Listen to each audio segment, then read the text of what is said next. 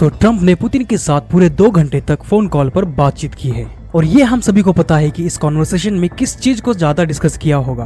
हाँ, सही सुना आपने, यूक्रेन। हाँ, यूक्रेन ही वो अकेला गले का फंदा था जो कि यूरोप के इकोनॉमी के लिए जिम्मेदार था, नेटो का ईस्ट में एक्सपांशन के लिए जिम्मेदार था, पुतिन के एग्रेशन के लिए जिम्मेदार था और ट्रंप की जीत और बाइडेन की हार के लिए भी जिम्मेदार था। पर इस जिम्मेदारी की रिस्पॉन्सिबिलिटी लेने में कोई तैयार नहीं था। सभी को अपना अपना गेम खेलना था और सभी अपने अपने फायदे की बात कर रहे थे। किसी को अपना वेपन बेचना था तो किसी को अपने वेपन की टेस्टिंग करनी थी। पर आने वाले समय में इन सभी चीजों का आपको एंड होते हुए दिखाई देगा। ट्रंप और पुतिन की मीटिंग भी पॉसिबल हो सकेगी और वहाँ पर पुतिन और जेलेंस्की भी मिलने के लिए बेताब रहेंगे, क्योंकि जेलेंस्की को भी पता है उसको मिलने वाले सपोर्ट का डी एंड हो चुका है। अगर ऐसे ही चलता रहा तो पुतिन और भी ज्यादा एग्रेशन से यूक्रेन की तरफ कूच करेगा। इसमें ट्रंप का क्या फायदा है? पुतिन का तो हमें पता है कि उससे नेटो से छुटकारा मिल जाएगा, पर ट्रंप का फैक्टर ये है कि यूक्रेन के नेचुरल रिसोर्सेज पर यूएसए का कब्जा, यानी कि अमेरिकन कंपनीज यूक्रेन के नेचुरल रिसोर्सेज को अमेरिका की इकोनॉमिक हेल्प में लगाएगी और दूसरी तरफ रशिया पर लगे सैंक्शन से रशिया काफी हद तक फ्री हो जाएगा। इसमें हमें ज्यादा रिलीफ तो नहीं दिखेगा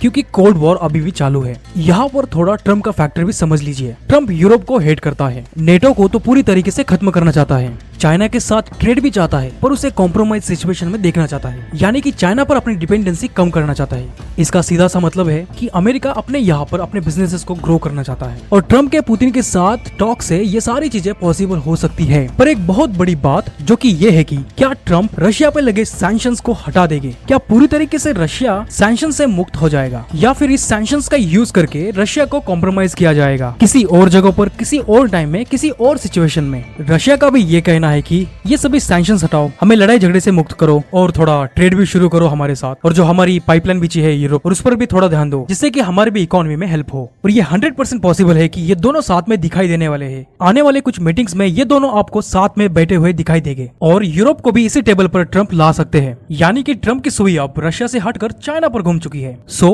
ये सब डेवलपमेंट्स होने वाली है आने वाले दिनों में।